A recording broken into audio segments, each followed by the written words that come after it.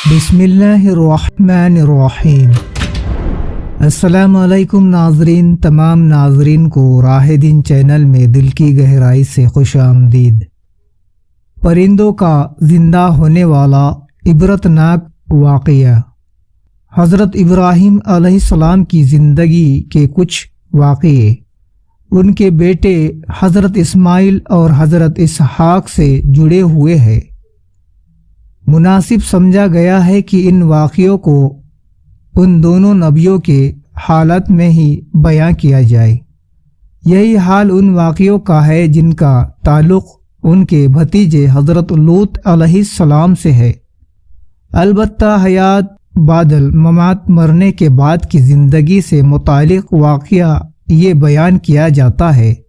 हज़रत इब्राहीम अलैहिस्सलाम को चिड़ियों की हकीकत मालूम करने की तलाश और तलब का तबई ज़ौक़ था और वो हर चीज़ की हकीकत तक पहुँचने की कोशिश को अपनी ज़िंदगी का ख़ास मकसद समझते थे, ताकि उनके ज़रिए एक ही ज़ात अल्लाह ही की हस्ती, उसके एक होने और उसकी मुकम्मल कुदरत के बारे में इल्मुल यकीन, यकीन की हद तक इल्म के बाद हुकूक यकीन ही हक हासिल कर ले। इसीलिए हज़रत इब्राहीम अलैहिस्सलाम ने यानी मर जाने के बाद जी उठने से मुतालिक अल्लाह ताला से ये सवाल किया कि वो किस तरह से ऐसा करेगा। अल्लाह ताला ने इब्राहीम से फरमाया, ऐ इब्राहीम, क्या तुम इस मसले पर यकीन और ईमान नहीं रखते?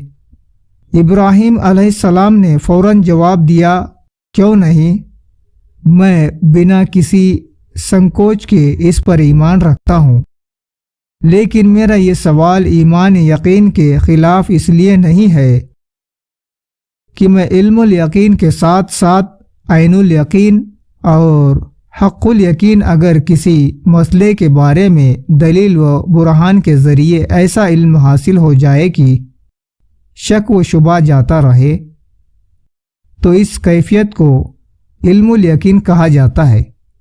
और इसका दूसरा दर्जा यह है कि इस इल्म के मुशाहदों और महसूसात से भी तौसीक हो जाए, तो उसको ऐनुल यकीन कहा जाता है।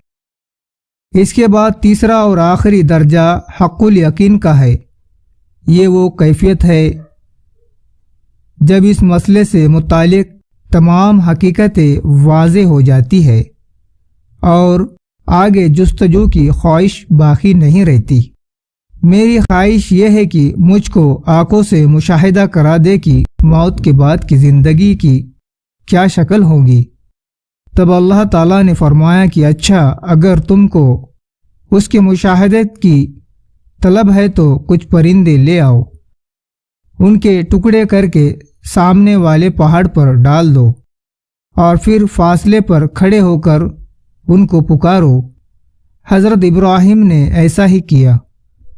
जब इब्राहीम अलैहिस्सलाम ने उनको आवाज़ दी तो उनके सब टुकड़े अलग अलग होकर फ़ौरन अपनी अपनी शक्ल पर आ गए और ज़िंदा होकर हज़रत इब्राहीम अलैहिस्सलाम के पास उड़ते हुए चले आए। ये वाक़या सूरह बकर की आयत 260 में बयान हुआ है। हज़रत इब्राहीम की औलाद और उम्र। हज़रत इब्राहीम अलैहिस्सलाम के बड़े बेटे हज़रत इस्माइल की विलादत के वक्त उनकी उम्र 87 साल थी और दूसरे बेटे हज़रत इसहाक की विलादत के वक्त उनकी उम्र पूरे 100 साल थी। हज़रत इब्राहीम अलैहिस्सलाम ने हज़रत सारा और हज़रत हाजरा के अलावा एक और शादी की, जिनसे उनके यहाँ 6 बेटे हुए।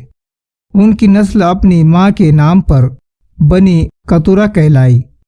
हज़रत इब्राहीम की कुल उम्र 175 साल हुई। वो हब्रुन यरूशलेम के करीब एक जगह में मदफून दफन किए गए हैं।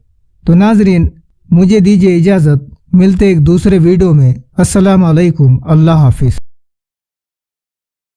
हमारे चैनल राह दिन की को सब्सक्राइब करें और बेल आइकन जरूर दबाएं ताकि आने वाली दूसरी वीडियो आपको मिल सके। शुक्रिया।